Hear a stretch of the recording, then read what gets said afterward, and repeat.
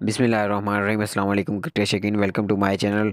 World cup के लिए पाकिस्तान के कौमी स्क्वाड का ऐलान कर दिया गया है। स्क्वाड में कौन कौन सी तब्दीलियां हुई हैं और कौन सी तब्दीलियां आने वाले वक्त में हो सकती हैं, आज की इस वीडियो में हम आपको बताएंगे।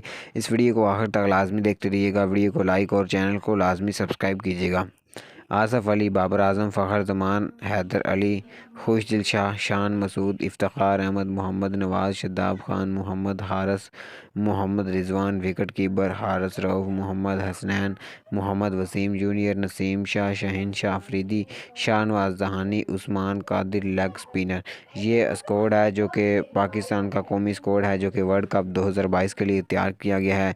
जी हाँ दोस्तों, इस स्क्वाड में कुछ तब्दीलियाँ हो सकती हैं, जिसमें मोहम्मद आमिर की वापसी मुतवक्की है और शुएब मलिक की वापसी मुतवक्की है। इफ्तिखार अहमद की जगह शुएब मलिक की टीम में वापसी मुतवक्की है और इसके साथ साथ दूसरे प्लेयरों की जगह मोहम्मद आमिर की भी वापसी हो सकती है। ये स्क्वाड आपको कैसा लगा, कमेंट सेक्शन में अपनी कीमती